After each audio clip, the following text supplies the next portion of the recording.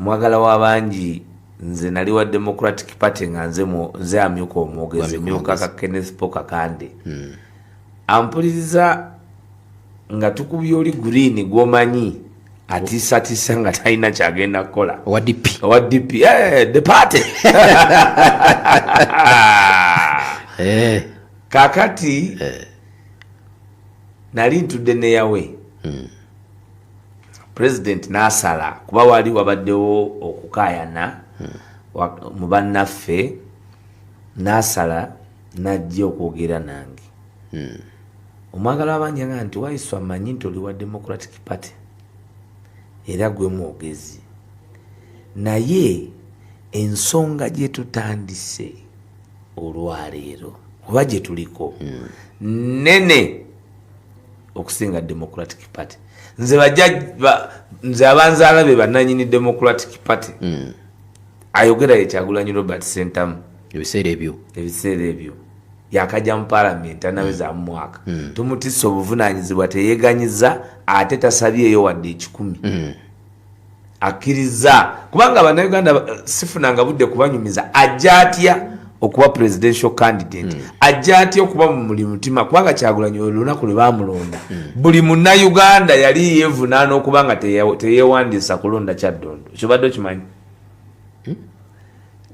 Kyagulanyi bw'amala olunaku lwe yalondebwa ku bubaka bwa parliament gavumenti mu kwesimbawo okwe Kyaddondo buli munnayuganda nze amasimu ge nafuna okuva ebusoga tugamanyi nga bamponinga nti n'amala tawangula ng'oli eyo Kampala nga bo tebaawula nti ekyaddondo wala n'ekibuga naye ng'akuku iwe n'atawangula nga nimwe bwe taataye Kampala abasoga munaatuwulira kakati eyo enthusiasm ey'abannayuganda excitement era abantu abamu bajja ne bagamba owulira abatooletoole najja naga nti omanyi ababalabi abagenze ku rally ya Kyagulanyi babadde excited. Yes, omuntu yenna ng'afuna ekirungi aba excited.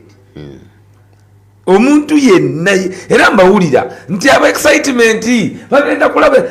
Yes, omuntu yenna ng'anaafuna ekirungi n'akituukako ekisooka kuvulubana ssanyu.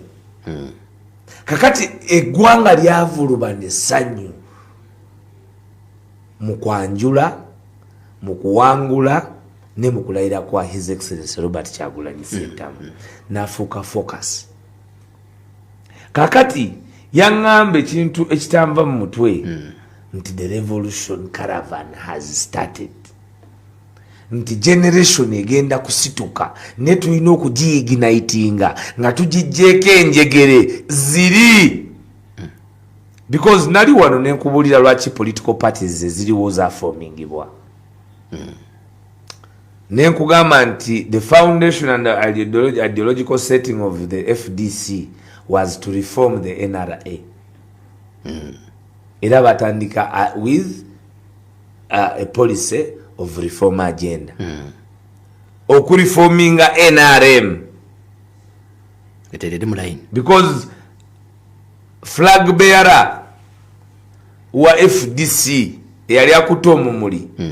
Yali aina orientation n'abalimu bayiri akatega y'abaluzindana ba even nebo boyogedde ku Abdul Katuntu boyogera ku Salam Musumba bokirira ku Wafula Ogutu bojano yogera ku Dr. Kano Kizabesi Jemo nyini General Mugisha Muntu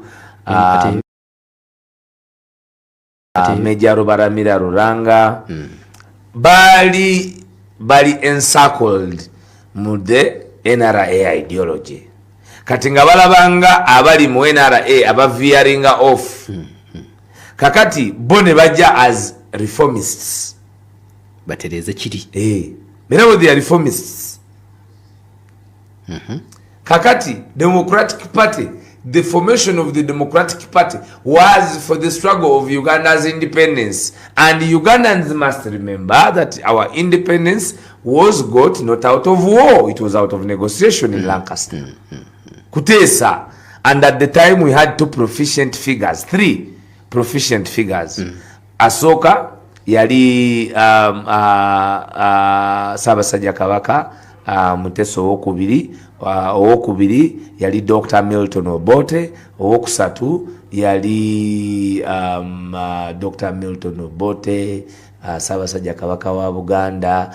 Okay, Kyabazinga omuleta kuba yali aplayinga role ya vice president, naye owenkizo owokusatu mu demokrasiya wa Uganda ba Ignatius Musazi abogerwako nemba linyala kugera ku Ben Kiwanuka. Yes, kulwa Democratic Party. Kakati formation of the Uganda People's Congress, formation of the Kabaka Yeka, formation of the Democratic Party byakolebwanga bikolebwa ku musingi ogw'okununula Uganda n'okulisiivinga obwetwaze kuba balina obukwasa.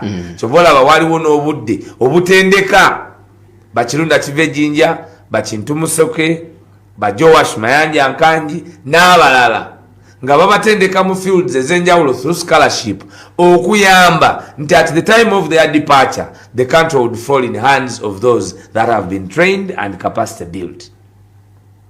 Kakati Yes, oli ku Yugi Update TV kusinzira okubanga otuwuliriza era nga nkutegeeza nti okola kyamaanyi nnyo okubeera ku mayengo gano. Ng'omukwano gwange yenna atanakubanga otwegattako kirya wansi waliwo ekigambo subscribe kikoneko ojja kubanga otweyungako ddala bulungi nnyo. Enamba y'essimu eyo gye mulaba mmwe abaagala okola advertisement, abaagala okulanga, abaagala advertisation kolera naffe kubalangira business zammwe olokola adverts mwenna tubaaniriza. Enamba y'essimu gye mba muyitako ya WhatsApp ojja kubanga otufuna gwe omukwano gwange ali eyo ampuliriza.